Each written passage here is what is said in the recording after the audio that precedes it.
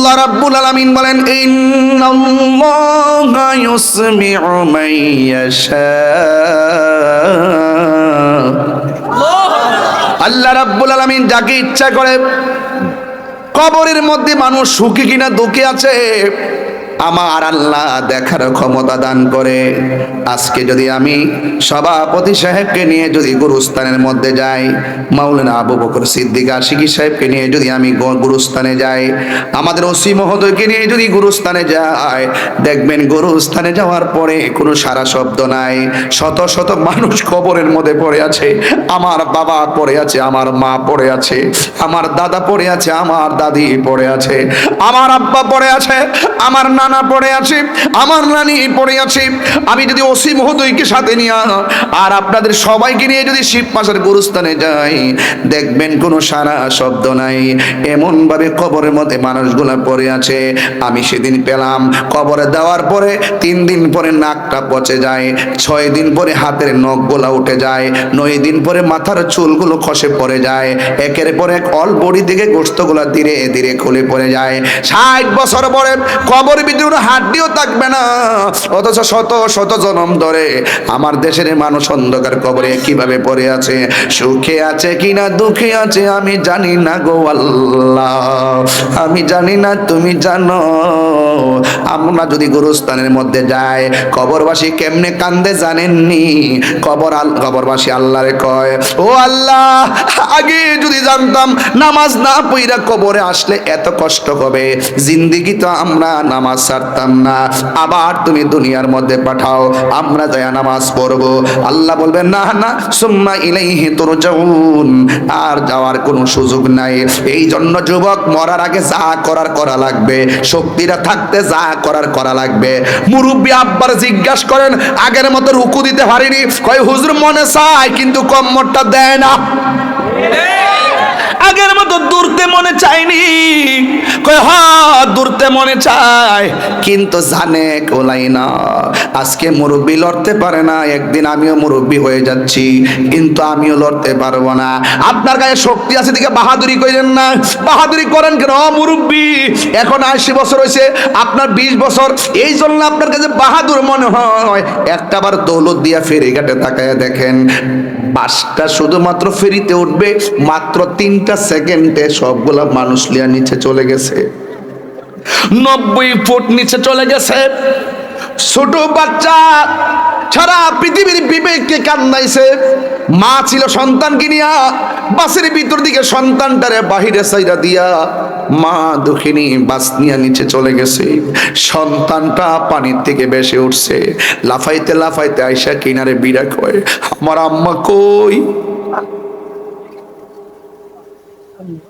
এখনো বাচ্চাটারে প্রশ্ন করলে বাচ্চা কয়, আমার আম্মা কই?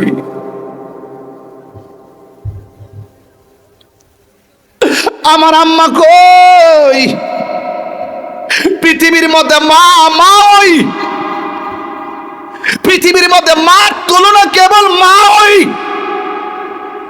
সন্তান উপরে উঠে গেছে, মা দুনিয়া থেকে বিদায় হইয়া গেছে।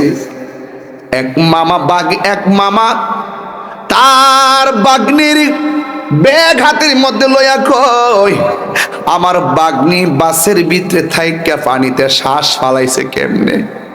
শ্বাস না ফালাইতে ফালাইতে বুঝি চলে গেছে। আপনারা জবান খুলে কোন হায়াতের মালিককে? সে নিজেও জানে না। দৌলত দিয়ে ফেরিঘাটে গেলে এইভাবে বাসের ভিতরে টিকে পানির নিচে মারা যাবে, সে জানে না। এই জন্য আমি বলবো, বান্দারি যুবক রয়েছে বলে বাহাদুরি করো না, যুবকের সামনে আজরাইল এসে জানটা নিয়ে যাবে। এই জন্য আমার আল্লাহ বলেন, আমি যারে ইচ্ছে করি কবর ভিতরে মানুষ সুখী কিনা দুঃখে আছে দেখার ক্ষমতা দান করি। এটাই একমাত্র আমার নবী রহমাতুল লিল আলামিন যখন গুরুস্থানে যাইতেন, গুরুস্থানে দেখতেন কার নিচে জান্নাতের গালিচা পেঁচানো আছে, আবার দেখতেন কে জাহান্নামের আগুনে ছটফট করতেছে। আপনারা জবান খুলে বলুন, আমার নবী দেখার ক্ষমতা আছে না না? নবীকে ক্ষমতা দিছে কে? আরো বড় করে বলো কে?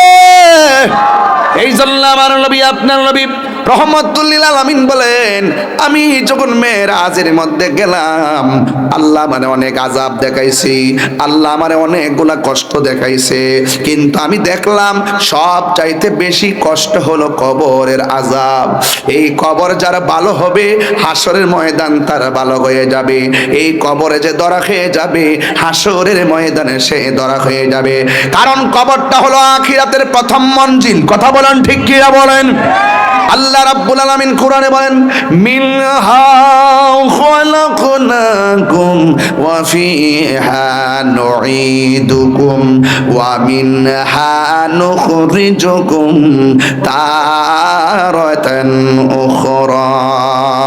আল্লাহ রাব্বুল আলামিন বলেন, এই মাটি থেকেই তোমাকে সৃষ্টি করা হয়েছে, সেখানেই তোমাকে দাফন করা হবে, এই ময়দান থেকে তোমাকে একদিন উঠানো হবে। যেই দিন তোমাকে উঠানো হবে, গাঁটটা সোজা করে তোমাকে উঠানো হবে না, গাঁটটা বাঁকা করে উঠানো হবে। কবরে যে কাফনের কাপড় দেখতেছো, এই কাপড় পরাইয়া তোমার হাসরের ময়দানে উঠানো হবে না। সুপার মার্কেটের কোনো কাপড় পরাই তোমাকে হাসরের ময়দানে উঠানো হবে না। আল্লাহর হাবিব বলেন, সেই দিন মানুষ কবর থেকে উলঙ্গ অবস্থায় উঠবে, তা গায়ের মধ্যে কোনো কাপড় থাকবে না। ওই দিন উঠবেন বাহাদুরের মধ্যে, কেউ উঠতে পারবেন না। এমন একটা ময়দান, এমপি বলবে আমি তোমার চিনি না, মন্ত্রী বলবে আমি তোমার চিনি না, জনম দুঃখিনী আম্মা বলবে তোমার চিনি না। যার জারিয়া নফসির সময় সামনে অপেক্ষা করতেছে। আরে হাসরের মাঠ তো পরের কথা, এই শিব পাশা জমিনে যার ঘরে আজরাইল আসবে, সে বুঝে ওই সময়টা কত কঠিন। কথা বলেন ঠিক কিনা? 7 সমুদ্র 13 নদীর পানি মুখের মধ্যে ঢেলে দিল, পানি তৃষ্ণা মিটবে না রে। সেই দিন মা পাশে বসে থাকবে, আজরাইল দেখবে না। দাদা বসে থাকবে, আজরাইল দেখবে না। ভাই বসে থাকবে, আজরাইল দেখবে না। বন্ধু বসে থাকবে, আজরাইল দেখবে না। আপনজন বসে থাকবে, আজরাইল দেখবে না। শুধুমাত্র একটাই কথা, এত বিশাল বড় আজরাইল, যার মাথার মধ্যে 7 সমুদ্র 13 নদীর পানি ঢেলে